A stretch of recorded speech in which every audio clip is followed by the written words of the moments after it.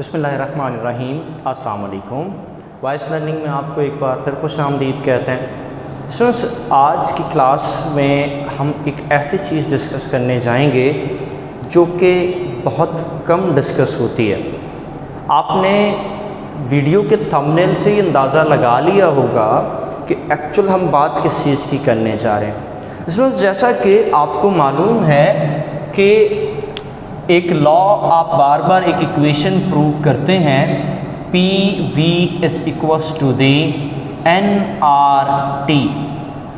अच्छा, इसके अंदर आपने कुछ चीज़ें ऑलरेडी डिस्कस कर रखी होंगी कि P V is equals to the n R T, और जब आपको इक्वेशन सॉल्व कराई गई होगी तो इसमें आर को एज अ कांस्टेंट बता दिया गया होगा और फिर आपसे ये कहा गया होगा कि ये जो R है ये जनरल गैस कांस्टेंट है। अमूमन बहुत सारी चीज़ें और बहुत सारे क्वेश्चन यहीं आके ख़त्म हो जाते हैं कि ये जनरल गैस कांस्टेंट है और इसके अलावा कुछ नहीं। लेकिन स्टूडेंट्स, एक बात हमेशा याद रखिएगा कि हर कांस्टेंट का कोई ना कोई वैल्यू ज़रूर होता है, हर कांस्टेंट का कोई ना कोई रीज़न ज़रूर होता है और हर कांस्टेंट की कोई ना कोई एक प्रॉपर एक्सप्लेनेशन ज़रूर होती है। इसके अलावा ये कांस्टेंट नहीं बनते, क्योंकि बार बार हम ये चीज़ें कहते हैं कि इस तरह नहीं होता कि न्यूटन कांस्टेंट है तो न्यूटन ने अपनी मर्ज़ी से कांस्टेंट लगा दिया, कूलम कांस्टेंट है तो कूलम ने अपनी मर्ज़ी से कांस्टेंट लगा दिया। ऐसा नहीं होता, बल्कि एक प्रॉपर कैलकुलेशन होती है, एक प्रॉपर उसकी डेफिनेशन होती है, एक प्रॉपर उसका रीज़न होता है। तो अब एक काम करते हैं कि आज का जो हमारा टॉपिक है उसमें हम सिर्फ यही डिफ़ाइन करने जाएंगे कि एक्चुअली ये आर है क्या। सो सबसे पहले तो एक काम करते हैं कि हम इसमें एक इस चीज़ को क्लियर कर लेते हैं कि ये हमारे पास पी वी क्या है। सो अगर मैं देखूं तो आपके पास फॉर्मूला जो है वो किस चीज़ के लिए ड्राइव करने जा रहे हैं, पी एंड वी के लिए।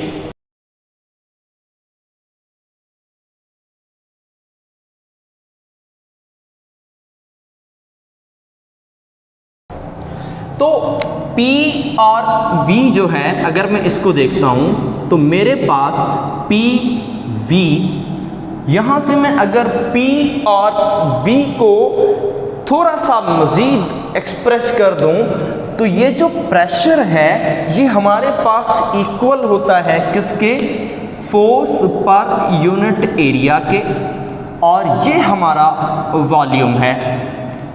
अगर मैं इनका यूनिट लिखता हूं तो यहां पर मुझे मिलेगा, इस फोर्स का यूनिट मिलेगा न्यूटन, XA का यानी एरिया का यूनिट मिलेगा मीटर स्क्वायर, और वॉल्यूम का यूनिट मिलेगा मीटर क्यूब।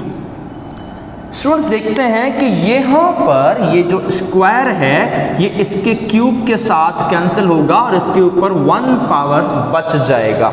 इसका मतलब ये होगा कि ये जो पी वी का हमारे पास जो यूनिट आया है वो एक्चुअली आया है न्यूटन मीटर।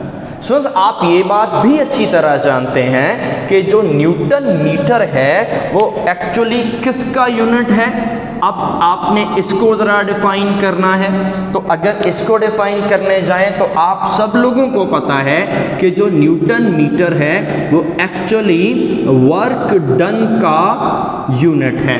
तो फिर एक काम ये करते हैं कि हम अब इस बात से ये बात क्लियर होती है कि जो P मल्टीप्लाई बाय V है वो एक्चुअली वर्क डन है। ठीक है, वर्क डन यानी कि W है। तो अब पहले तो हमें ये क्लियर करना था कि ये पी वी क्या है। अब स्टूडेंट्स, हम थोड़ा सा आगे चलते हैं तो ताकि इस अगली स्क्रीन पर हम ये क्लियर कर सकें कि आपके पास ये P V is equal to n R T कैसे आया।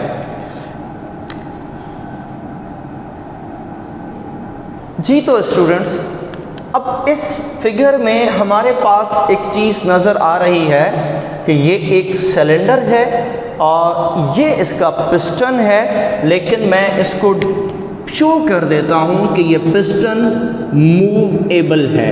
इसका मतलब इस पिस्टन में वर्क डन होगा।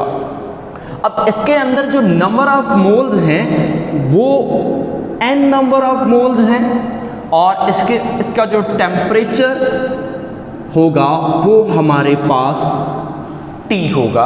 ये आप सबको मालूम है। यकीनन इसका कोई ना कोई प्रेशर भी होगा, यकीनन इसका कोई वॉल्यूम भी होगा, लेकिन अब हम यहाँ पे दो चीज़ें कंसीडर कर रहे हैं कि इस सिलेंडर का हमारे पास नंबर ऑफ मोल्स हैं और इस सिलेंडर के हमारे पास क्या है, टेम्परेचर भी है। अब देखते हैं थोड़ा सा मज़ीद आगे, देखते हैं कि स्टूडेंट्स हमारे पास PV यानी कि वर्क डन, क्योंकि यहाँ पर जब हम इसको हीट प्रोवाइड करेंगे डेल्टा Q की शक्ल में तो यकीनन इसके अंदर वर्क डन होगा।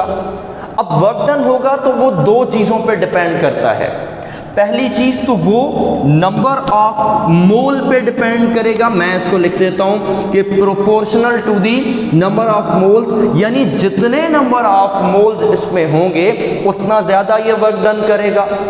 दूसरी बात कि जितना ज़्यादा इसका टेम्परेचर रेज होता जाएगा ये उतना ज़्यादा वर्क डन करेगा।